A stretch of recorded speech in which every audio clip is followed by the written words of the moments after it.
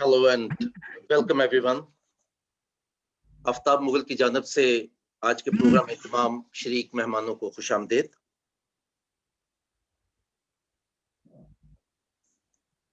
एक साथी आ गए हैं, मैं उन्हें कर लूं।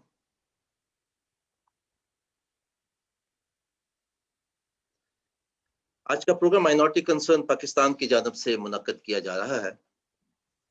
माइनॉरिटी कंसर्न एक डिजिटल मैगजीन है जो पाकिस्तान में अक़लीती हकूक, मज़हबी आज़ादियों और जमहूरी कदरों के हवाले से खबरें कवर करता है।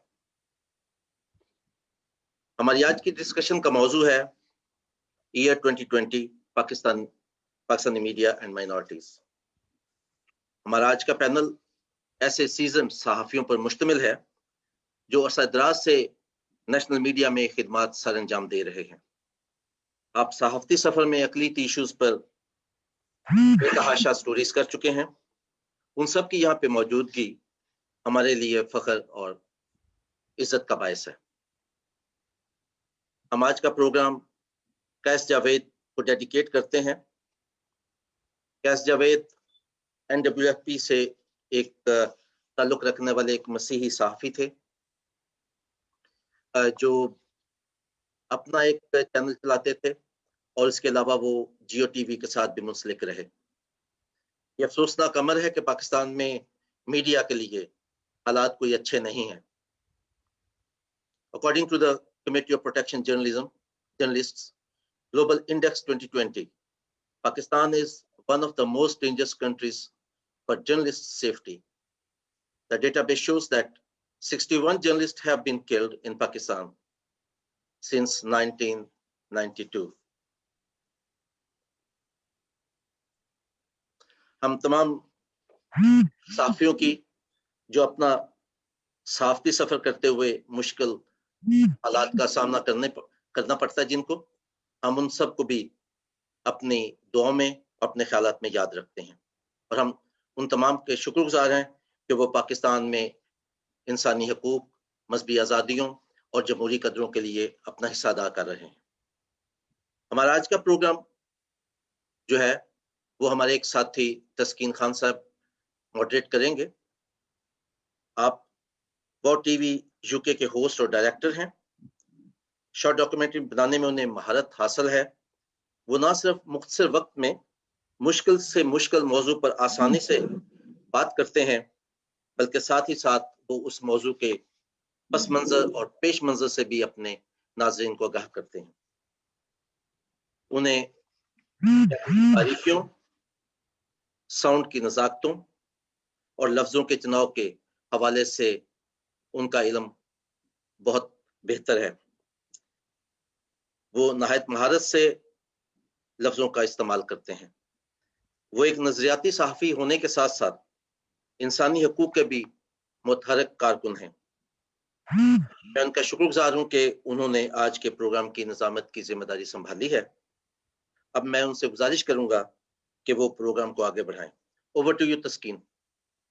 बहुत बहुत शुक्रिया आफ्ताब मुगल साहब, थैंक यू सो मच। और इस वक्त पूरी दुनिया में जहाँ कहीं भी इस प्रोग्राम को देखा जा रहा है, अपने नाज़रीन को दिल की गहराई से खुशामदीद कहते हैं। और आपको इब्तिदा में बताता चलूँ कि आज बड़ा अहम टॉपिक है, बड़ा अहम टॉपिक है। आप हमें फेसबुक के जरिए भी देख रहे हैं और लेटर ऑन आप हमें यूट्यूब पे भी इस प्रोग्राम को जब इसकी नशर मुकर्रर की जाएगी, रिपीट किया जाएगा प्रोग्राम, तो आप बारहा दे सकते हैं और अपनी फीडबैक माइनॉरिटी कंसर्न पाकिस्तान इसके पेज पे भी दे सकते हैं। और इसके अलावा आज के प्रोग्राम में जब आप हमें लाइव देख रहे हैं तो आप अपने कमेंट्स दीजिएगा, हम आपके कमेंट्स को अपने शो महफिल तक पहुँचाएँगे। आज का टॉपिक बड़ा अहम है माइनॉरिटीज़ के हवाले से, चूँकि ज़्यादातर प्रोग्राम होते हैं माइनॉरिटी कंसर्न पाकिस्तान को होस्ट करते हैं। तो ये देखें कि जो गुजरा बरस था, बीता बरस 2020, क्या माजी के मुकाबले में अक़लीतों के लिए मुख्तलिफ साल था, डिफरेंट था, सेम था एक सहाफ़ी की नज़र से?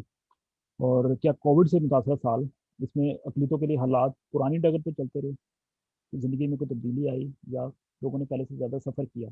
बहुत से हवालों से एक सहाफ़ी ने अक़लीतों की ज़िंदगी के उतार चढ़ाव को 2020 में कैसे देखा, और ये भी आज के महफिल में दोस्तों से जानने की कोशिश करेंगे कि क्या सहाफ़ी के लिए गैर जानबदार हो के, बिल्कुल न्यूट्रल हो के इंसानी हकूक़ की ज़्यादती को कवर करना आसान होता है या नहीं होता।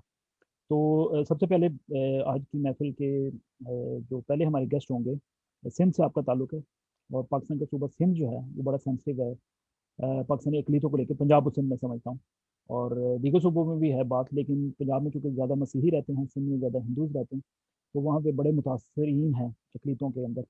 तो धरती टीवी से आपका ताल्लुक है और रोजनामा इबरत के लिए भी आप न्यूज़ रिपोर्टर के तौर पे काम करते हैं, गोगी राम बेदलान साहब। तो आपसे गुफ्तगू का आगाज़ करेंगे।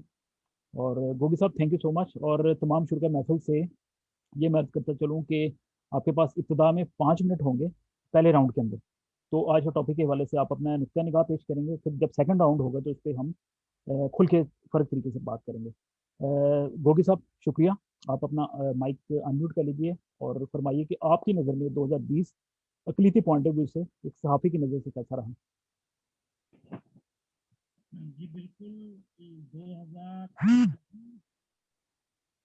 के अंदर एक तो बहुत बड़ी जो है मुसीबत सामने आई थी, वो कोरोना की आई थी। और उसमें जो है हमने बहुत मुसीबतें पाकिस्तान के अंदर, सिंध के अंदर देखी गई हैं। जैसे कि मैं बताता चलूँ, इधर मुश्किल जो 1 साल पूरा ये लॉकडाउन रहने की वजह से हमारा मिनार्टी के समेत जो इधर मुस्लिम लोग रहते थे, वो बड़ी एक जिंदगी उनकी खतरे में पड़ चुकी थी। उनके जो सांस जो है बिल्कुल निकल चुके थे कि ये कोरोना वायरस क्या चीज़ है, जो लोगों को समझ में बात नहीं आ रही थी। ये पूरे मुल्क के अंदर जो एक बड़ी खतरनाक वबाई बीमारी आई थी, जिसकी मुसलसल 1 साल जो मैंने रिपोर्टिंग की, इधर जो लोगों ने बहुत भूख और बदहाली का शिकार थे रहे, और उनके रोजगारों में बहुत बुरा असर पड़ा। खाने पीने की बहुत ही लोगों को मुश्किलें पेश आई। लॉकडाउन के अंदर टाइमिंग से इधर इलाके खुलते थे, टाइमिंग से बंद होते थे। उस दौरान भी हमने यहाँ के सिंध के अंदर जो है शिकारपुर डिस्ट्रिक्ट में अपनी जो रिपोर्टिंग धरती टीवी हो या इबरत के अंदर बहुत बड़ी जो रिपोर्टिंग कवरेज की थी, जिसमें हमने जितने लोग, एक तो ये मुसीबत आई हुई थी कि भाई ये कोरोना जो है जिंदगी के अंदर खतरा है। हम लोगों को हौसला अफजाई देकर उनों के खाद्य खुराक जो थी उनों तक पहुंचाने भी काफी मदद की है लोगों के साथ। और मैं आपको बताता चलो, हमारे जो इधर मिनारटी के हवाले से देखा जाए, तकरीबन सिंध के अंदर जो यहाँ पर जो खासतौर पे हमारी जो बेटियां हैं, वो तकरीबन जो है जुल्म ज्यादती का शिकार निशाना बनाई जाती हैं। जैसे कि मैं आपको ताज़ा एक वाकयात बता दूं, उमरकोट जिले के अंदर शांति मेघपाड़ है, जिसको उसको जाति का और जिनसी का हवस का निशाना बनाया गया 2020 के अंदर। और उसको जो है फिर उन्होंने जो जवाबदार सामने मलवज निकले, वो पठान कबीले से ताल्लुक रखते हैं, तो जिनसी हवस का निशाना बनाया शांति मेघवार को। और उसको फिर उन्होंने बेदर्दी से जो है उसको मार दिया गया। फिर उसका जो है डेड बॉडी है, उसको किसी दरख्त में टांग के उसको खुदकशी का निशाना दिखाया गया, जिसका अभी ये जुल्म बर्बादी इधर घर के अंदर। सर 1 मिनट और है आपके पास, ये तफसील जरूर बताइएगा, लेकिन आपने ये बताना कि सहाफ़ी की नज़र से आपने क्या देखा कि ये पुराने डगर पे चलता रहा। आपने जैसे फरमाया कि कोविड भी था, लेकिन आप अपनी बात को कंक्लूड कीजिए, अगले राउंड में तो तफसील जानेंगे। जी बिल्कुल, यहाँ पर साथियों के साथ हक तक की जो कलम उठाई हुई है, उसके ऊपर लिखने पढ़ने पे बड़ी दुश्वारियां तो पेश आती हैं।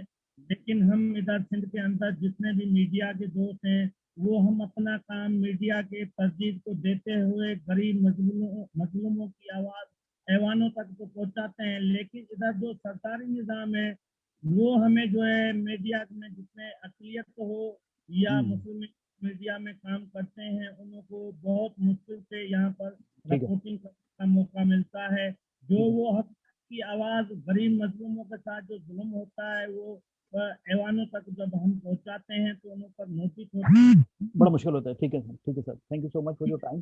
गोगी मैम बेदलान साहब, नेक्स्ट राउंड में करेंगे, आप दोबारा अपने आप को म्यूट कर सकते हैं। और इफ मैं आस्क आतिफ सादिक साहब गालिबन इस वक्त हमें ज्वाइन करेंगे, अगर नहीं तो फिर हम सीधा इमरान कौमी साहब की जानब जाएंगे। What a profile. उनके बारे में जब मैं पढ़ रहा था तो it was amazing. Human rights commission and amnesty international के साथ आपने करियर का आगाज़ किया था और तकरीबन 24 बरस हो गए हैं आपको सहाफ़त के मैदान कारगर में। और इसके अलावा ख़बरें, एक्सप्रेस और दुनिया मीडिया ग्रुप्स के साथ भी वाबस्ता रही। राइटर भी हैं, शायरा भी हैं और बंजारन यूट्यूब चैनल भी चलाती हैं। और इसके अलावा हवा की बेटी जनूबी पंजाब में इसकी मुसन्फ़ा भी हैं। तो वेरी इंपॉर्टेंट पर्सन इमराना साहिबा, थैंक यू सो मच। आप ज़्यादा बेहतर बता सकते हैं क्योंकि हवा की बेटी ने बड़ा सफ़र किया 2020 में। बवजह के ये अजीब सा साल था। लोग समझ रहे थे कि कोरोना वायरस आया तो लोग बहुत कुछ सीखा होगा, लेकिन बर्बरियत जो है वो हमने देखी कि माइनॉरिटी गर्ल्स की बात करें तो आरजू राजा केस देख लें। इसके अलावा लातादाद ऐसे केस हैं जो जनूबी पंजाब में या सिंध में फोर्स कन्वर्जन के। हैसियत जर्नलिस्ट और एक ह्यूमन राइट्स एक्टिविस्ट होने के नाते आपकी नज़र से 2020 का जो साल था वो कैसा रहा? जी बहुत शुक्रिया।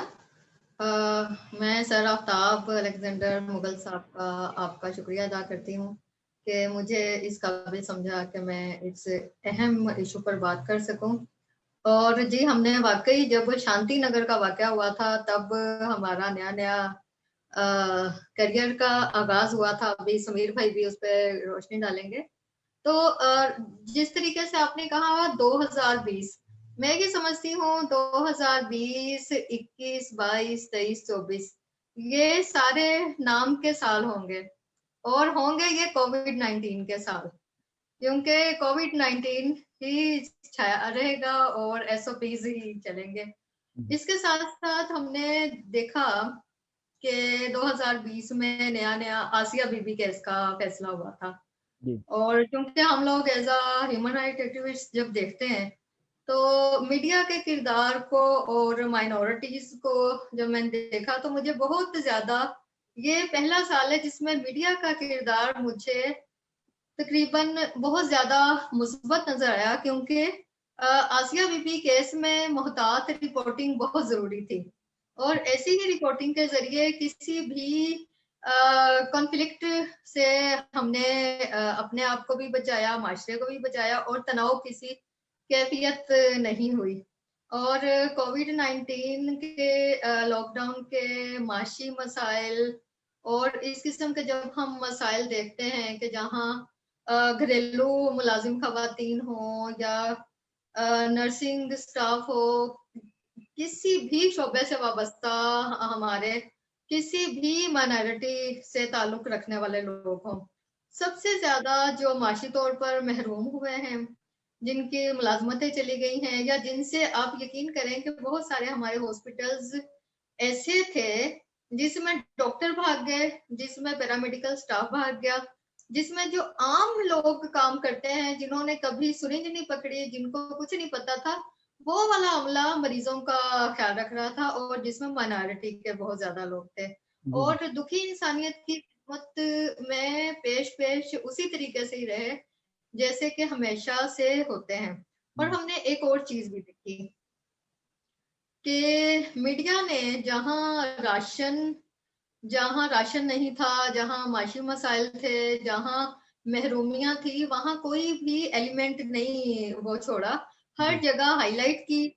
और यहाँ इवन के मुझे अभी भी याद है, क्योंकि यहाँ बहुत सारी माइनॉरिटी के विंग होते हैं ना हर पॉलिटिकल पार्टी में, तो हम खुद बकायदा कहा करते थे कि भाई फलान जगह जिस तरीके से हमने जुड़वा शहर इस्लामाबाद और पिंडी देखा तो हम बहुत सारी चीजें हाईलाइट किया करते थे, क्योंकि अल्लाह का फजल है कि जैसे हमने जस्टिस एंड पीस कमीशन और ये सारी चीजें देखी हैं, पास्टर इंस्टीट्यूट में काम किया है, तो यहाँ भी वैसे ही लिंकेज हैं। और मैं नहीं समझती कि हम सिर्फ सहाफी बन के काम करते हैं, हम ह्यूमन राइट एक्टिविस्ट बन के काम करते हैं, जिसमें हमने ये भी देखा, जैसे अभी हमारे गोगी साहब बता रहे थे फोर्स कन्वर्जन का, हमने देखा, मियां मिट्टू का किरदार भी देखा, क्योंकि बराह रास्त जब मैं high court Islamabad high court cover करती हूँ तो वहां आप यकीन करें कि वुकला भी सामने उस तरीके से नहीं आते, क्योंकि उनको पता होता है कि आज मियां मिट्टू साहब तशरीफ लाएंगे जो कि फोर्स कन्वर्जन को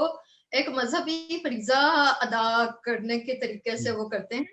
तो हम लोगों ने उसको भी पॉजिटिवली हाईलाइट किया इवन कि हमने ये भी बताया कि नादरा ने उन दोनों बहनों की उम्र है 14 साल का वो किया था, लेकिन फिर भी उसके बावजूद जो है वो लड़कियां वापस नहीं दे रहे। तो ये So वाली जो in चीजें in other words, it was not a different year from previous years.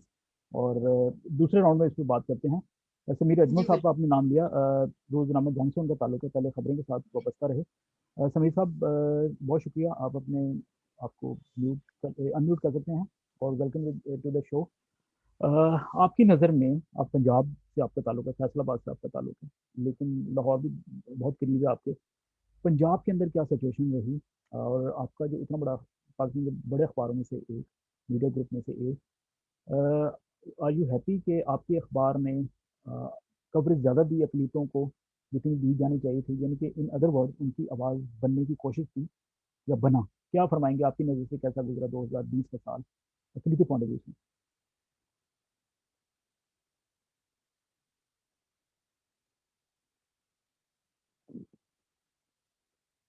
Ji sir, सुन सकते हैं आप? हम अपने आप को अनम्यूट कर लीजिए।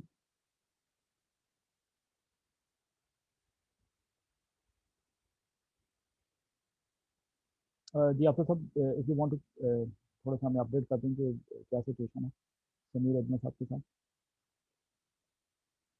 और नाज़रीन, आपको बताते चलूँ कि आप तो अपने कमेंट्स अभी से दे सकते हैं प्रोग्राम के दौरान, फिर आपके कमेंट्स को भी शामिल गुफ्तगू किया जाएगा, और आप ज़रूर पार्टिसिपेट करें। और अगर आप इस खुसूसी प्रोग्राम को बाद में देख रहे हैं, रिपीट इसकी ट्रांसमिशन देख रहे हैं, तो भी आप पार्टिसिपेट कर सकते हैं। जी आफ्टर सब, यू वांट टू? समीर अभी तक मेरा ख्याल वो स्ट्रगल कर रहे हैं। ओके, मतलब वो स्क्रीन पे है लेकिन उनका ना वो कनेक्शन नहीं बन रहा। So we can quickly move to तो वकार गिलानी साहब। आप आगे मतलब आगे बढ़े जी और हमारे जो जी जी बाकी साथी हैं उनसे जी जी, बात करें। वकार गिलानी साहब की जानब बढ़ते हैं। Special correspondent at the news on Sunday. ये मैं बड़े शौक से अखबार पढ़ता था जब मैं पाकिस्तान में था, तो I always waited the news on Sunday आएगा, इतने सेक्शन। और इसके अलावा आपकी वाबस्तगी डेली टाइम्स से भी रही, if I am not wrong. ये सलमान तस्वीर शहीद का अखबार है, और फिर आप कंट्रीब्यूटर भी हैं, फॉर्मर कंट्रीब्यूटर न्यूयॉर्क टाइम्स के। सो यहाँ लंदन में रहते हुए हमारी न्यूयॉर्क टाइम्स तक भी रसाई है, और बहुत आसानी मिल जाता है। वकार गिलानी साहब, आपका बड़ा दिल है माइनॉरिटीज़ के लिए, specially when I came to know that you cover so many events.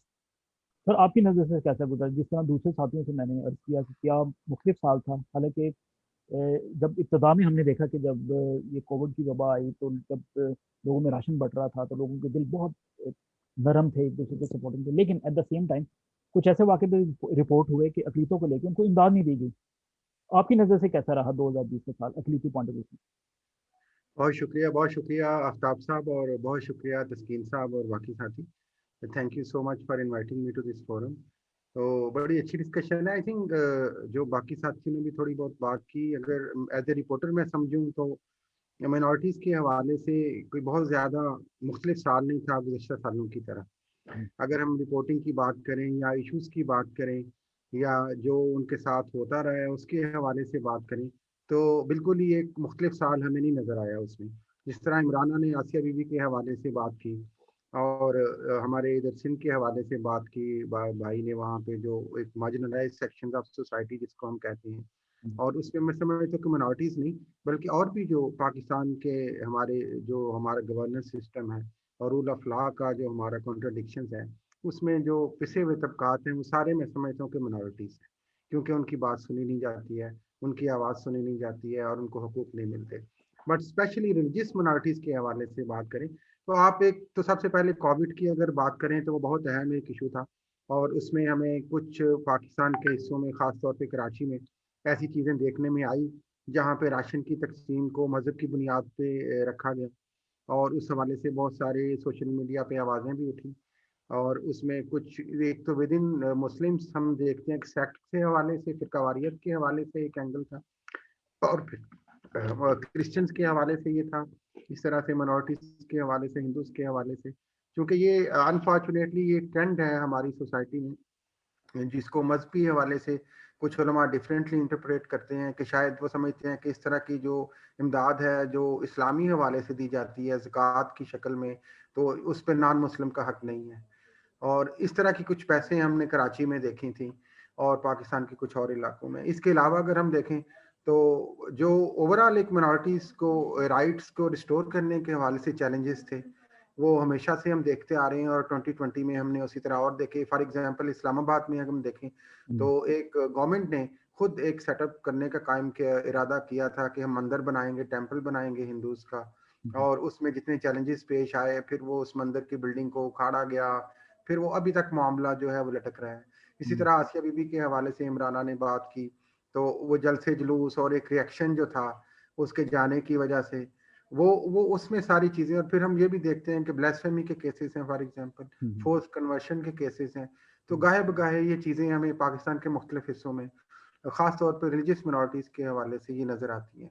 तो मेरी नज़र में ये बहुत मुख्तलिफ साल नहीं था बाकी सालों से, अनफॉर्चुनेटली।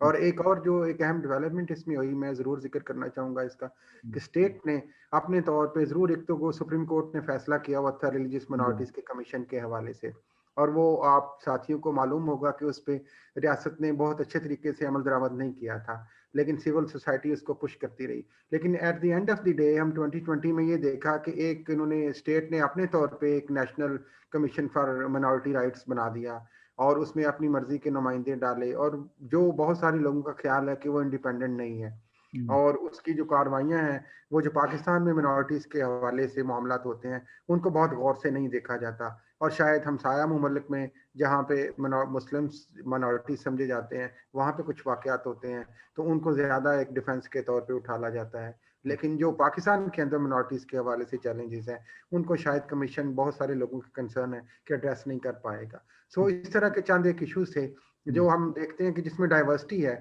ब्लास्फेमी है तो वैसे की वैसी सिचुएशन है, अगर हिंदूज के हवाले से टेंपल है, इबादत गाहों के हवाले से है, अहमदीज के हवाले से मामलात हैं कि माशरे में बर्दाश्त नहीं है उनके हवाले से, वो वैसे के वैसे ही हैं। सेक्टेरियन में हम देखें तो शिया कम्युनिटी मार्जिनलाइज समझी जाती है। इसी तरह अगर हम सिंध में देखें तो हिंदूज के हवाले से जो मामला फोर्स कन्वर्शन के हैं वो सारे ऐसे के ऐसे ही अनफॉर्चुनेटली चलते नजर आ रहे हैं। तो गिलानी साहब, मुझे आइडिया है कि आपको अभी कोई और मसरूफियत भी है, तो मैं चाहूँगा कि एक दो क्वेश्चन आपसे इब्तिदा में कर लिए जाएँ। जरूर जरूर। कितना मुश्किल होता है, बाकी साथियों से भी पूछूंगा, कि जब ब्लास्फेमी केसेस आते हैं या इसकी जब कवरेज करनी होती है तो बहस सहाफ़ी, is it very difficult to cover? I think coverage के हवाले से अगर फेयरली मैं बात करूं तो चैलेंजिंग नहीं होता। चैलेंजिंग जब होता है कि जब आप फैक्ट्स को अगर उस तरह लिखें कि शायद लोगों को ऐसे नजर आता है कि शायद आप विक्टिम के साथ हैं या अक्यूज पर्संस के साथ हैं। हालांकि बतौर सहाफ़ी हमारी ये कोशिश होती है, एटलीस्ट मैं अपनी बात करता हूँ, कि हम हर वाक़े को इंडिपेंडेंटली ऑब्जर्व भी करें और उसको इंडिपेंडेंटली तमाम फैक्ट्स को उसके वो लिखें और रिपोर्ट करें। उसमें चूंकि हम अक्सर केसेस में ये देखते हैं कि जो मार्जिनलाइज सेक्शंस ऑफ सोसाइटी हैं उन पे जबरदस्ती इन चीज़ों को इन्फोर्स किया जाता है, इम्पोज किया जाता है। उन चैलेंजेस के बारे में और उन चीज़ों के बारे में जब आप फेयरली लिखते हैं तो उसमें ऑब्वियसली हमें क्रिटिसिज्म का सामना करना पड़ता है कई दफ़ा, और कई दफ़ा हमें विद इन दी न्यूज़पेपर भी चैलेंजेस होते हैं। बहुत सारी जगहों पे, शायद मुझे तो नहीं हुए आज तक, लेकिन बहुत सारी इदारों में मैं जानता हूँ कि वहाँ पे इवन के लिखने के हवाले से, खबर को छापने के हवाले से भी चैलेंजेस हैं। ठीक है, इमराना से बात करूंगे, लेकिन पहले गोगी राम साहब, इमराना जी के लिए मैं क्वेश्चन छोड़ता हूँ कि नेशनल जो कमीशन बना, कौमी कमीशन बना अकलीतों के लिए, आप क्योंकि इस्लामाबाद में हैं तो आपकी रसाई वहाँ पे ज़्यादा है, क्योंकि एक अकलीती मेंबर भी हमारे दोस्त वो वहाँ पे सिंधी में ही है। लेकिन गोगी राम साहब, आप फरमाएं कि आपके लिए भी बड़ा मुश्किल है, आप सिंध के अंदर बैठे होते हैं, जैसे इमराना ने फरमाया कि मियाँ मिठू जैसी शख्सियत और बहुत से ऐसे लोग जो कन्वर्जन को अपना मिशन समझते हैं, उसको जब आप लोग कवर करते हैं तो आप एक ज़ाहिर हिंदू कम्युनिटी से ताल्लुक है, is it very difficult to cover these issues?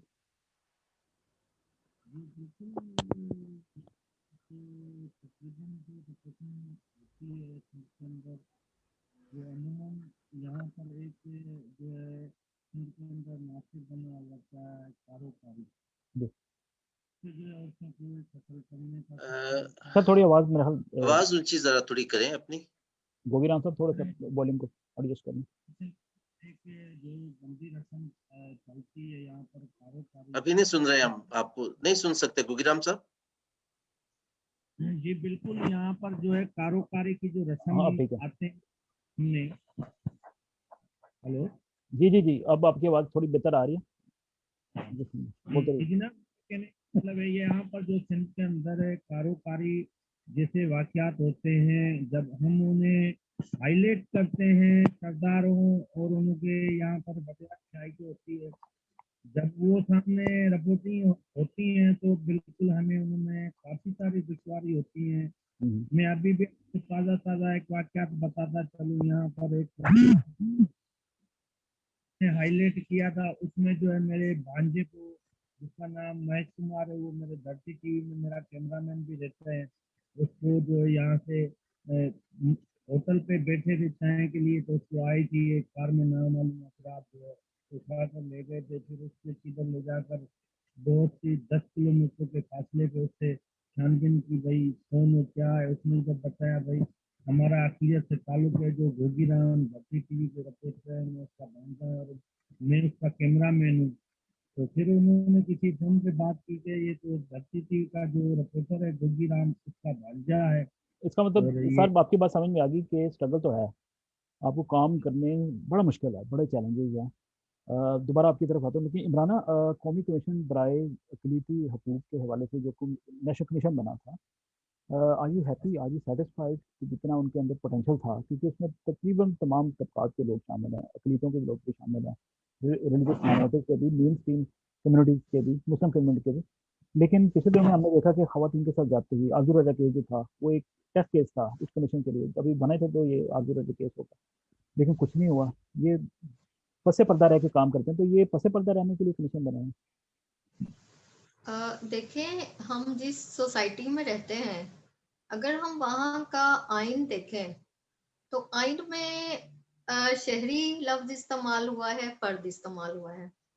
लेकिन जब हम ये देखते हैं कि हमारा पाकिस्तान वतन अजीज अक्सरियत को वो करता है, प्रमोट करता है, और अक्सरियत में भी विदिन अक्सरियत हम कितनी सारी उसको देखते हैं ना, माइनॉरिटीज को। आज ही के आदादो शुमार आप देख लें 2000, क्योंकि मैं जब वो कर रही थी रिसर्च के 2020 कैसा रहा, तो ये 2020 पाकिस्तान की तारीख का वो वर्स्ट साल था जिसमें ब्लास्फेमी के 200 केसेस रिपोर्ट हुए, और ये पहली मर्तबा थी कि उसमें 75% मुसलमानों ने मुसलमानों के खिलाफ केसेस रिपोर्ट किए, जबकि 25% मसीही, सिख, हिंदू वगैरह।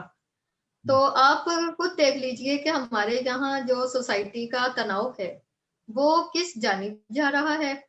और जिस वक्त हम ये देखते हैं कि अब हाल ही में आप देखें कि जैसे एक नर्स की जानिब से ब्लास्फेमी का वो उठाया गया, फिर मीडिया ने उस पर, और खास तौर पे अब सिर्फ हम मीडिया में, सोशल मीडिया को हम इंक्लूड नहीं कर सकते, क्योंकि सोशल मीडिया इस कदर हावी हो गया है मीडिया में कि इवन कि अगर मुझे कोई वीडियो मिलती है, पहले मैं ब्रेकिंग न्यूज चलाऊंगी, बाद में उसको प्रोब करूंगी।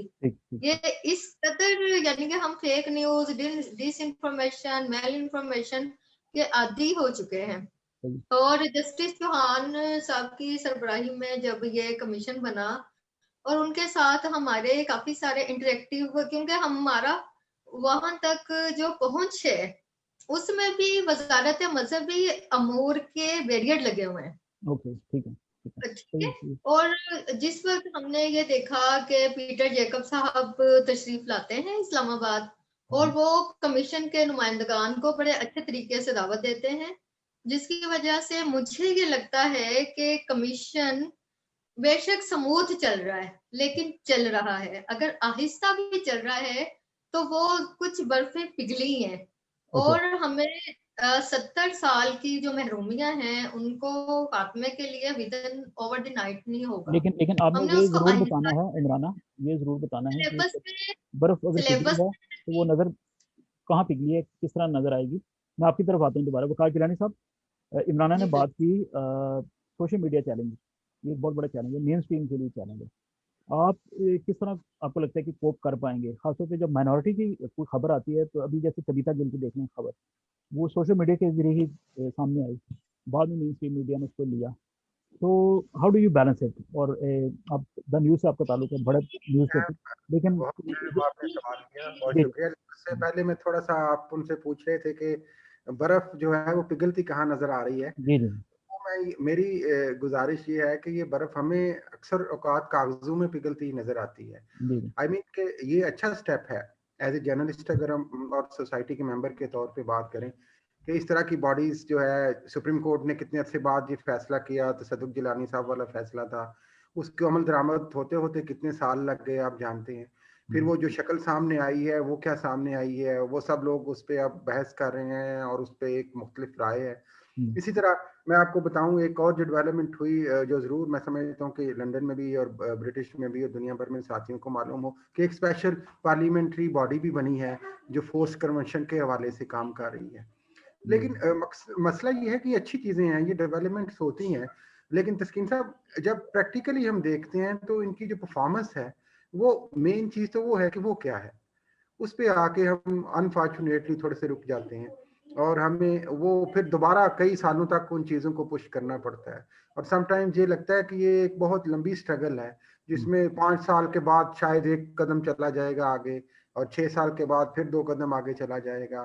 तो ये एक बहुत स्लो मूविंग मूवमेंट है। स्टेट की तरफ से हम रिलेक्टेंस देखते हैं चीज़ों को रिजॉल्व करने के हवाले से, और उसके मल्टीपल फैक्टर्स हैं, फियर है, पॉलिटिकल वोट बैंक है, और रूल ऑफ लॉ की बात करते हैं तो वो एलिट क्लास में वो जो उनके सिंपथाइजर्स हैं, असेंबली में सिंपथाइजर्स हैं, तो ये चैलेंजेस स्टेट के, बट स्टेट हम समझते हैं कि रियासत हर फर्द के लिए एक माँ की हैसियत रखती है।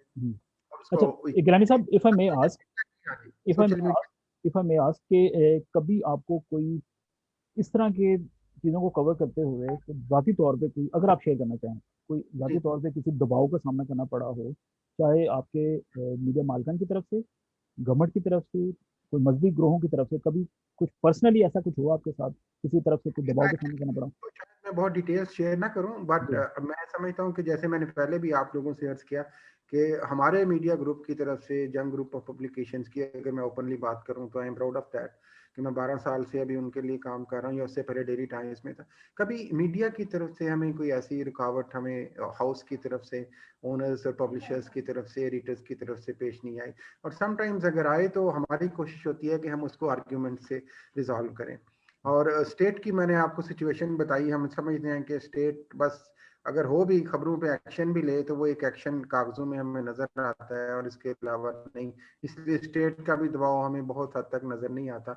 लेकिन डेफिनेटली कुछ मजहबी तंजीमों की जानब से इस तरह के पैगामात मिलते हैं, कभी वो सॉफ्ट लैंग्वेज में होंगे या विजारे के हवाले से गिलानी होंगे, साहब वो सोशल मीडिया वाला भी फरमा दीजिए के हवाले से। उससे आपको कितना जी जी, वो एक एक तो मुश्किल मजहबी समटाइम्स चैलेंजेस होते हैं, लेकिन वो हम फिजिकल हम कह रहे हैं कि थ्रेट्स नहीं होते हैं, लेकिन वर्बल या एक एक बेजारी या इस तरह का एक रवैया, इस तरह के जेस्चर्स और मैसेजेस आपको मिलते हैं कि शायद उन्हें आपकी रिपोर्टिंग जो है वो अच्छी नहीं लग रही है, पसंद नहीं आ रही है। तो सोशल मीडिया के हवाले से इमराना ने भी बात की और मैं भी ये गुजारिश करना चाहूंगा, नो डाउट एक तो ये बहुत बड़ा चैलेंज भी है, लेकिन मैं एज ए रिपोर्टर ये समझता हूँ तस्कीन साहब के सोशल मीडिया एक्चुअली अब क्विकेस्ट वे बन गया है इंफॉर्मेशन तक रीच का।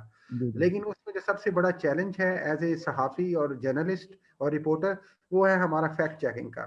जिस तरह इमराना ने अभी बात की, पहले मैं ब्रेकिंग न्यूज़ दे दूंगी, फिर उसकी डिटेल्स लोगी। I personally differ to Imrana for that, कि मैं समझूंगा कि पहले मैं as a journalist fact check करूंगा और फिर उस खबर को चेक करूंगा। अनफॉर्चुनेटली हम देखते हैं कि बहुत सारी चीजें सोशल मीडिया पे अब दोनों तरफ से, कम्युनिटीज की तरफ से जो मार्जिनलाइज भी हैं या जो विक्टिम पार्टी है, अक्यूज पार्टी है, कंप्लेनेंट पार्टी, एग्जैजरेट भी होती हैं। हम एज ए रिपोर्टर कोशिश करते हैं और बैलेंस इसी तरह आ सकता है कि हम उसकी प्रॉपर फैक्ट चेकिंग करें और सोशल मीडिया की अहमियत से इनकार नहीं किया जा सकता, हाईलाइट करें। हम छोटी मोटी स्टोरीज इस तरह से ना दें कि जिसमें फैक्ट्स की और पूरे इंसिडेंट्स की वेरिफिकेशन ना हो, या एटलीस्ट हमारे पास ऑफिशियल वर्जन हो। मैं आपको एक मिसाल देना चाह रहा हूँ, शायद कई दोस्तों को वो उस एंगल से देखें, लेकिन एज ए रिपोर्टर और एज ए मीडिया पर्सन मैं ये एग्जांपल देना चाह रहा हूँ कि आपको याद होगा पिछले आई थिंक 2-3 माह की बात है, ये चंद हफ्तों की पहले, गुजरांवाला में एक इंसिडेंट हुआ और वो एक क्रिश्चियन कम्युनिटी के माँ और बेटा थे, और वहाँ पे वो एक मुस्लिम एक पावरफुल फैमिली थी, और उन्होंने उनको कोई क्लैश हुआ उनका पर्सनल, तो उन्होंने अनफॉर्चुनेटली उनकी किलिंग हो गई, तो माँ और बेटे की। यस यस उसको बिल्कुल। शाम तक बहुत ज्यादा सोशल मीडिया पे हाईलाइट किया गया कि वो ब्लास्फेमी की वजह से ऐसा हुआ है। और ये मैं बैलेंस की एक बात एग्जांपल देना चाह रहा हूँ, लेकिन जब हमने इसको फैक्ट चेकिंग की और पुलिस से बात की, उस फैमिली में कंप्लेनेंट से बात की और लोगों से बात की, तो पता चला कि बेसिकली ये ब्लास्फेमी का इशू नहीं है।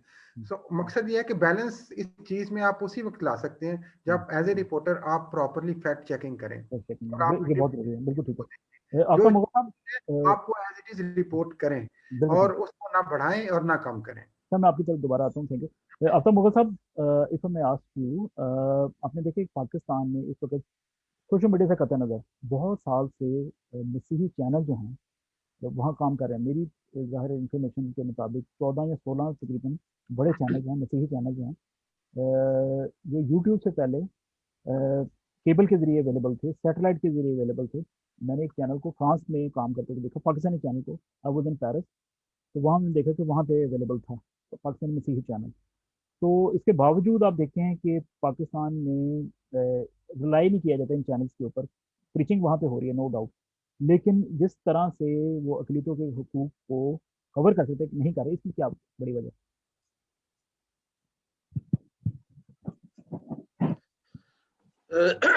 मैं आपके सवाल पर आने से पहले मैं थोड़ी सी बात करना चाहता हूँ नेशनल मीडिया की। जो पूरी दुनिया में आपने देखा होगा कि 3 किस्म के जो है वो इस वक्त मीडियाज जो है ऑपरेट हो रहे हैं। एक नेशनल मीडिया होता है, एक लोकल मीडिया होता है, इलाकाई जिसको हम कहते हैं। खुसूसन आपने इंग्लैंड में तो जरूर देखा होगा कि हर इलाके के अपने भी अखबारात हैं, रेडियो भी हैं, और तीसरा आजकल सोशल मीडिया का एक दौर है। अब इन तीनों में जो अकलियतों की प्रेजेंस है वो कोई बहुत ज्यादा मुझे ताकतवर नजर नहीं आती, स्ट्रॉन्ग नजर नहीं आती। पाकिस्तान नेशनल मीडिया में 3 किस्म के हमें चैलेंजेस नजर आते हैं। नंबर 1 कि पाकिस्तानी मीडिया, नेशनल मीडिया में अकलियतों की जो अपनी तादाद है, जर्नलिस्ट या जो है टेक्नीशियंस या सपोर्ट स्टाफ की, वो बहुत कम है। और अगर है भी तो शायद हालात जो इंसानी हकूक के नुक्ता नजर से खबरें देने वाले सहाफ़ी हैं उनके लिए जिंदगी कोई आसान नहीं होती। वो आप सब जानते हैं। इतनी रिपोर्ट्स आती हैं हर महीने, कोई ना कोई एक रिपोर्ट आ रही होती है कि पाकिस्तान में जर्नलिस्ट को किस किस्म के हालात का सामना है। दूसरा, जो उर्दू मीडिया है उसमें अकलियतों की जो नुमाइंदगी है खबरों के हवाले से बहुत कम है। हमने एक रिसर्च की थी लास्ट ईयर जून में, और 3 अखबार हमने देखे थे, उनका जो था फ्रंट पेज और बैक पेज, 3 नेशनल पेपर्स, मैं उनका नाम नहीं लूंगा। उन तीनों नेशनल पेपर्स में हमें एक भी खबर अकलियती हवाले से नजर नहीं आई। शायद अगर कोई वाकया है तो वो छोटी खबर, कोई एक सतरी खबर जो है वो दरमियान के कई सफात में नजर आएगी। जो मुनासिब कवरेज अगर मिलती है नेशनल इश्यूज के, जो माइनॉरिटीज के इश्यूज होते हैं नेशनल पेपर्स में, तो वो मिलती है इंग्लिश पेपर्स में। आप डॉन की बात कर लें, आप पाकिस्तान टाइम्स की, डेली टाइम्स की बात कर लें, आप द न्यूज की बात कर लें, उनमें आपको खबरें नजर आएंगी। लेकिन वो एक इवेंट है, एक इंसिडेंट है, एक वाकया है। तो अगर एक इंग्लिश न्यूज़पेपर में वाकया आता है तो सवाल मेरा ये है कि वो उर्दू मीडिया में क्यों नजर नहीं आता, जबकि इंग्लिश मीडिया, प्रॉब्लम यह है कि इंग्लिश मीडिया की जो है रीडरशिप वो इतनी ज्यादा नहीं है, ठीक है? और जो पब्लिक परसेप्शन बनाना है, जो ओपिनियन बनानी है, वो उर्दू मीडिया ने बनानी है।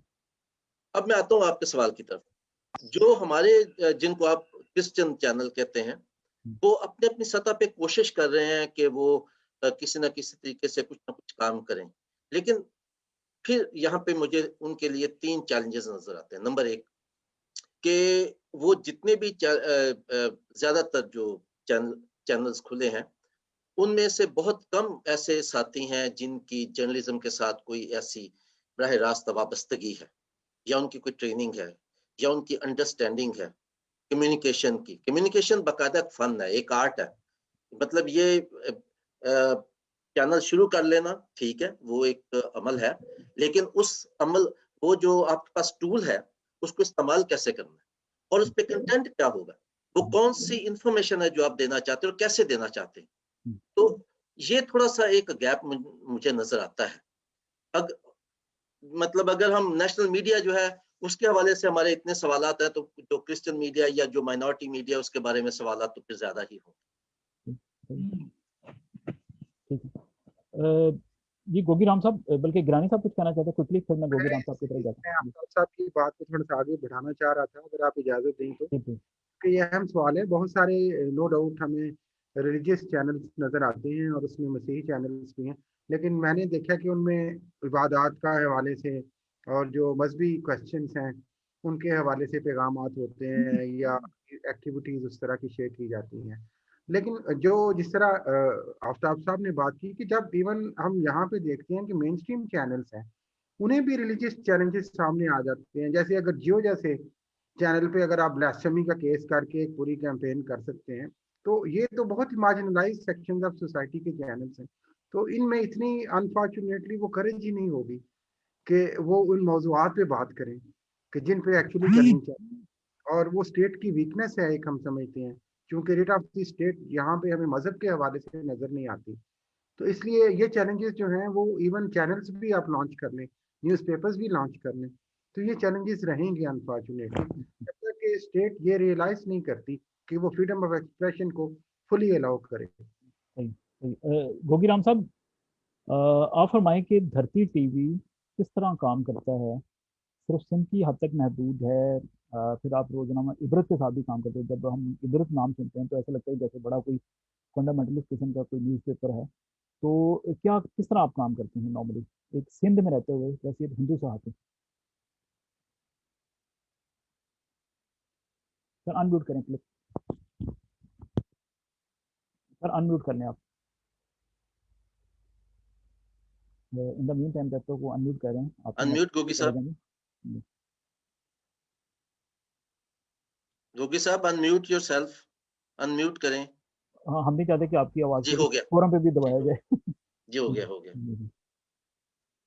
जी सर बिल्कुल। धरती टीवी के चैनल में मुझे तकरीबन 7 से 8 साल हो गए हैं मुसलसल काम कर रहा हूँ। और जो इबरत हिंदी पेपर है उसमें मैंने मुसलसल 14 साल काम किया। लेकिन मैंने ये देखा है यहाँ पर सिंध के अंदर अमूमन जो मिनार्टी के केस होते हैं उसको जो सिंधी पेपर है, जैसे ये मैंने आपको इबरत में काम किया है, वो बहुत हाईलाइट करते हैं हमारे मिनार्टी के केसेस को। ठीक है। टीवी चैनल है या सिंधी कोई भी चैनल है, यहाँ पर जो भी जुल्म अकलियत के साथ होते हैं उनमें जो सिंधी चैनल है या यहाँ की सिंधी पेपर अखबार हैं या आज की जो कावच है, इबरत है, बड़ी अखबारें हैं या लोकल हैं, वो यहाँ पर अकलियत को बिल्कुल मजलूमों की आवाज़ समझकर उसकी आवाज़ ऐवानों तक पहुँचाने में बहुत हिम्मत अफजाई देती हैं। ठीक है। धरती टीवी आज के देखो आप, ये दुनिया लेवल पे चैनल देखा जा रहा है। मैंने जो यहाँ पर सिंध के अंदर सर्च किया है अकलियत के हवाले से, थोड़ा सा भी कोई इशू होता है वो बिल्कुल उसको हाईलाइट करते हैं। हमारे एक लाड़काने में केस हुआ था डॉक्टर निमरता का, उसको जो है बहुत बेदर्दी से कत्ल किया गया था। उसका जो है केसेस है आज दिन तक भी उसके जवाबदार कहीं क्लियर नहीं हो सकते हैं। इसके अंदर मैंने यही तकरीबन जो सामने देखा गया है, जो अकलियत को मिनार्टी के लोग हैं उन्हों को इंसाफ तकरीबन ठीक है, ना के बराबर। ना के बराबर। ठीक है जनाब। अब चूंकि हम प्रोग्राम को कंक्लूड करने की जानब जा रहे हैं, तो इमराना, आप फरमाएं कि कितनी खवातीन हैं खासतौर पे अकलीती बरादरी से जिनका ताल्लुक हो, वो आपकी तरह मीडिया में आ रही हैं या ह्यूमन राइट्स की, ये भी फरमा दीजिए कि कितना मुश्किल होता है कि एक सहाफ़ी भी होना और एक एक्टिविस्ट भी होना, और कितनी खवातीन जो हैं वो आप ही की तरह इस फील्ड में, इस कारेगार में आ रही हैं सहाफत के मैदान में। और अनम्यूट भी कर लीजिए अपना। जी हमने पाकिस्तान में अगर देखा तो लाहौर में एक्टिव देखा हमारी साथी गुनीला गिल साहिबा को, और इस्लामाबाद में और जुड़वा शहरों की अगर बात करें तो कोई सहाफ़ती साइड पे मैंने किसी खातून को नहीं देखा, लेकिन अभी हमारे यहाँ नेशनल प्रेस क्लब इस्लामाबाद में एक इवेंट हुआ था, केक कटिंग सेरेमनी थी क्रिसमस के हवाले से। तो उसमें मुख्तलिफ मीडिया हाउसेज में मुख्तलिफ जिम्मेदारियां अंजाम, जिसमें सब एडिटिंग का और इसी तरह से दूसरे शोबों में काम करने वाली जो खवातीन थी, जिसमें ब्यूटिशियंस भी थी, मीडिया हाउसेज में काम कर रही हैं खवातीन, लेकिन अभी तक उस तरीके से सहाफत में बहुत कम है और जिसकी हमें कमी महसूस हो रही है। और तो उसी वो तरीके से कैसे आ ये है कि सकते हैं? अगर जैसे आप तो मिनारिटी के मीडिया अगर मीडिया ग्रुप की मिनारिटी तरफ के आप रही अगर हैं। अपने जी मिनारिटी के अगर अपने मैगजीन या जिस तरीके से चैनल चल रहे हैं उसमें अगर हों तो काफी तादाद में शायद होंगी, लेकिन उनके साथ उस तरीके से इंटरेक्शन नहीं है। लेकिन हम जब देखते हैं तो गुनीला गिल साहिबा को देखते हैं ठीक कि है, वो ठीक है। काफी एक्टिव है। अच्छा वकार गिलानी साहब, पाकिस्तान भारत का जाते हुए अगर आप एक मुआवजना कर लें वहाँ की अकलीतों और वहाँ की कवरेज के हवाले से, भारत के मुकाबले में पाकिस्तान में कवरेज बेहतर है जब अकलीतों की हकूक की बात आती है, जब उनको हाईलाइट करने की बात आती है, या भारत में बेहतर आई थिंक मैं कंपैरिजन उस तरह से नहीं कर सकता, क्योंकि एक तो हमारे पास उस तरह से एक्सेस नहीं है, इंटरनेट पे हम देखते हैं तो वो फ्रंट पेजेस देखते हैं। बट अगर हम भारत की मिसाल लें तो भारत की आबादी देखें 1 अरब से ज़्यादा है। वहाँ पे जो प्रोपोर्शन और रेशियो है माइनॉरिटीज़ की, वो हमारी निस्बत कहीं बहुत ज़्यादा होगी। इवन जिस तरह के वहाँ पे मुसलमान अक़लियत हैं, लेकिन वो मुसलमानों की अक़लियत की तादाद पाकिस्तान की कुल आबादी की तादाद से शायद कहीं ज़्यादा ही है। है? तो ये चैलेंजेस हैं, लेकिन हम समझते हैं कि इश्यूज जो हैं, जब मिनॉरिटी में वायलेंस के हवाले से बात होती है तो क्या हो या पाकिस्तान हो, ये इश्यूज हाईलाइट होते हैं। लेकिन जिस तरह मैंने शुरू में आपसे गुजारिश की कि जब इनको हम इंडिपेंडेंटली एनालाइज करना चाहते हैं और इनकी डिटेल्स में जाना चाहते हैं और वो चीज़ें जो सामने आती हैं उनको उस तरह से शायद लिख पाने के, जिस तरह आफ्ताब साहब ने कहा कि उर्दू मीडियम में चैलेंजेस हमेशा रहते हैं, यहाँ पे पाकिस्तान में हम देखते हैं। सही। आखिर मुगल साहब, आखिर में फरमा दीजिए कि फिर किस तरह ये मामला आगे बढ़ेंगे कि जो मेन स्ट्रीम चैनल हैं, अखबार हैं, इवन सोशल मीडिया भी है, इन मामलों को कवर करें तो इस तरह भी ना लगे कि ये मुल्क की जगहंसाई हो रही है, ठीक है। लेकिन at the same time coverage भी ज़रूरी है, बात को बताना भी ज़रूरी है, हक की आवाज़ को बुलंद करना भी ज़रूरी है। इसको कैसे बैलेंस किया जा सकता है? सबसे पहले तो ये लफ्ज जगहसाई पे मैं कमेंट करना चाहता हूँ कि अगर मुल्क में एक बेहतर निज़ाम हो, लोगों को उनके हकूक मिले, तो जगहसाई की कोई बात ही नहीं होगी। किसी को कोई शौक तो है नहीं कि वो अपना टाइम इन चीजों पे लगाए। अगर लोगों को हकूक मिल रहे हों, आप इंग्लैंड में रहते हैं, आपने देखा है कि यहाँ पे लोगों के इश्यूज क्या होते हैं। जब लोग आपस में बैठते हैं, बातचीत करते हैं, तो वो पॉलिटिक्स पे बात नहीं हो रही होती। यहाँ पे स्टार्ट होगा वेदर से, उसके बाद हॉलीडेज पे और उसके बाद फूड पे, और यहाँ आके बात खत्म हो जाएगी। ठीक है, लोगों के इश्यूज जो है आपने उनको जो है वो कन्वर्ट कर दिया है, उनकी जो एक बेहतर जिंदगी है उससे हटा के आपने उनके जो महरूमियों के इश्यूज है वो उनके हाथ में दे दिए। तो अगर आप उनके महरूमियों को कम कर देंगे तो पाकिस्तान की जगह सही नहीं होगी। पाकिस्तान हम सब का मुल्क है, हमें उतनी ही तकलीफ होती है जो कोई पाकिस्तान के अंदर रहता है, कोई मुसलमान या कोई हिंदू या कोई क्रिश्चियन, सबको पाकिस्तान में होने वाले मामलात पे उतना ही फिक्र और उतनी ही तकलीफ होती सही है। है। अगर जी वहां पे रोड सिस्टम ठीक नहीं है जी तो क्या वो सिर्फ मुसलमानों को मुतासर करेगा? क्या वो सिर्फ मसीहों को मुतासर करेगा? अगर रोड ठीक नहीं तो वो एक्सीडेंट वहां पे किसी का भी हो सकता है। ठीक है, अगर पानी साफ नहीं मिल रहा तो क्या वो किसी एक तबके का इशू है, किसी एक मजहब के मानने वालों का इशू है? वो सबका इशू है। मैं मतलब यहाँ पे ना दो सजेशन देना चाहता हूँ। नंबर एक तो ये कि हम बहुत जो है वो फोकस रखते हैं, मैं अकलीतों के हवाले से बात कर रहा हूँ, हम बहुत फोकस रखते हैं उन इश्यूज पर जो बराह रास्त अकलियतों से ताल्लुक रखते हैं। जो नेशनल इश्यूज हैं उन पे हमारी आवाज बहुत कम निकलती है। पॉवर्टी, ये सबका इशू है। अगर एक मुसलमान गरीब मुतासर होता है तो एक मसीही और हिंदू मुसलमान भी उसी तरह मुतासर होता है गुर्बत से। महंगाई, बेरोजगारी, साफ पानी, सेहत के मसाइल, हमें अक़लियतों को जो इश्यूज होते हैं, करंट इश्यूज होते हैं, उन पे जरूर बात करनी चाहिए, आवाज उठानी चाहिए, क्योंकि आवाज नहीं उठाएंगे तो कोई सुनेगा नहीं आपकी। और यही एक तरीका है अपने लिए रास्ता खोलने का। लेकिन हमें नेशनल इश्यूज पे भी बात करनी चाहिए, और जो नेशनल तहरीकें हैं उनमें भी अपना हिस्सा डालना चाहिए। हम गेटवाइज्ड होके जिंदा नहीं रह सकते, हमें, क्योंकि पाकिस्तान सबका है और हमें इसे बेहतर बनाना है। और जब तक पाकिस्तान एक मुकम्मल जमहूरी रियासत नहीं बनेगी, उस वक्त तक हर तबका जो है वो अपने हकूक के लिए इसी तरह लड़ता रहेगा।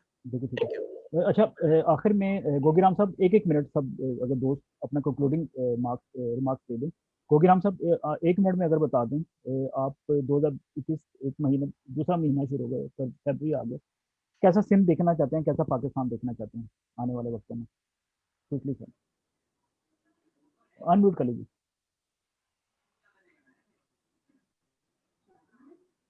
गोगी साहब अनम्यूट कर लीजिए अपने आप को। गोगी साहब अपने आप को अनम्यूट कर लें। जी, हो गया। और 1 मिनट में फरमा दीजिए। ठीक सर, हमने कहने का मतलब है कि तो हम पाकिस्तान में ये चाहते हैं कि लोगों को जो है रोजगार मिले, और जो यहाँ पर ये आतशिया, ये बदमनी के हवाले से देखा जाए, लूटमार जो है इन्हों से बाहर निकाला जाए। जो महंगाई का पाकिस्तान पे जहर उगल रहा है, गरीब मजलूम लोगों की जो जिंदगी दाव पे लगी, मैं नहीं समझता क्या तो कुछ हमारा यहाँ की अवाम है वो आगे निकल सकती। जब तक अवाम को कोई रिलीफ नहीं मिलेगा तो शायद हमारी अवाम उनको रिलीफ मिलना बड़ा जरूरी है। जी इमरान कोमल साहब, आप क्या फरमाएंगे, क्या उम्मीदें, क्या वो बस्तर की जाने चाहिए उम्मीदें?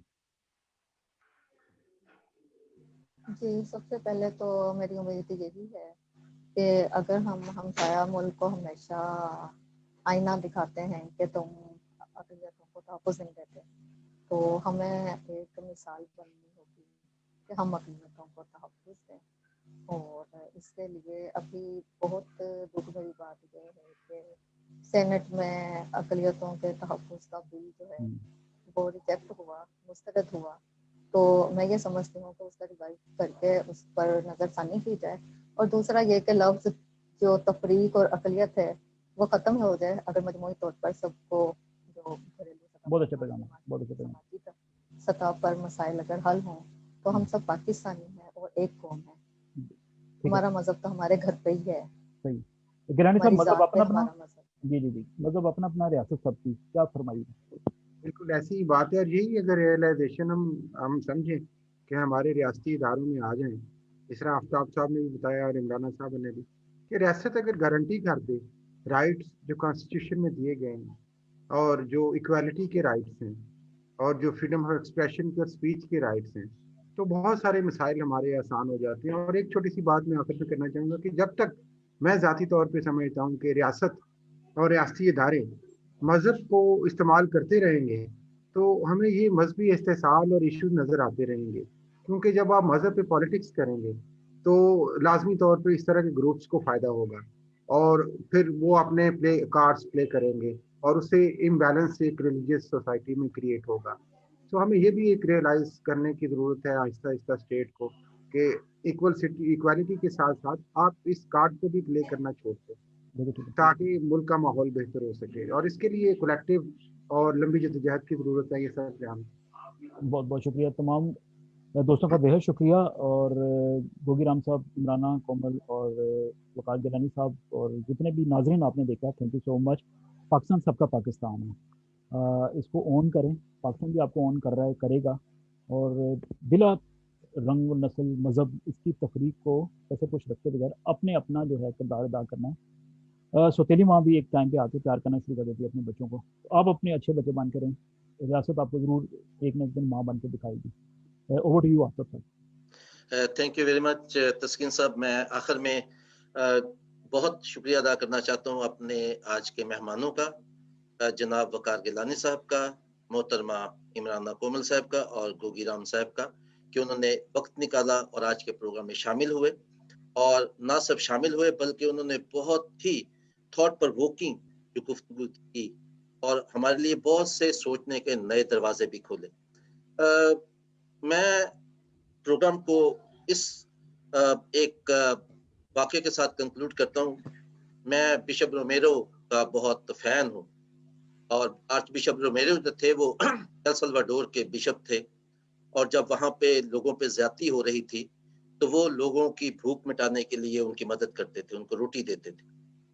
और वो ऑल्टर पे हमेशा ये बात कहते थे कि मैं जब लोगों को रोटी देता हूँ तो मुझे सेंट कहा जाता है, लेकिन जब मैं ये सवाल उठाता हूँ कि लोग भूखे क्यों हैं, क्यों मुझे लोगों को रोटी देनी पड़ती है, लोगों के पास अपनी रोटी क्यों नहीं है, तो फिर मुझे कम्युनिस्ट कहा जाता है। तो ये जो स्टेट का और सोसाइटी का रवैया है कि हमें कोई दे दे क्योंकि हमारे पास नहीं है, ठीक है हमें मिलना चाहिए, लेकिन हमें आवाज भी उठानी चाहिए कि ये हमारे राइट्स क्यों नहीं है जब तक। और ये जैसे वकार गिलानी साहब ने कहा कि ये कलेक्टिव रिस्पॉन्सिबिलिटी है, ये किसी एक तबके किसी एक मजहब की रिस्पॉन्सिबिलिटी नहीं है, क्योंकि पाकिस्तान अच्छा होगा तो हम सब एक बेहतर जिंदगी गुजार सकते हैं, एक बाइज्जत जिंदगी गुजार सकते हैं। लिहाजा हमें सबको मिलकर एक दूसरे का साथ देना है और इसी तरह आवाज उठाते रहना है ताकि हम एक दिन एक बेहतर पाकिस्तान की तख्लीक में हिस्सा ले सके।